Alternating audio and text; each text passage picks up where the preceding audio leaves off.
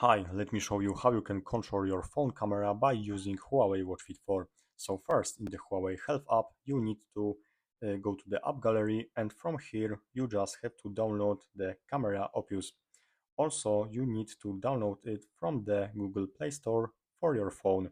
It's here. So now let's open it, and also you have to open it on your Huawei Watch Fit 4. It's in the apps on the bottom, and here is the camera opus. Just wait for the connection. It's taking a while, and yes, here it is.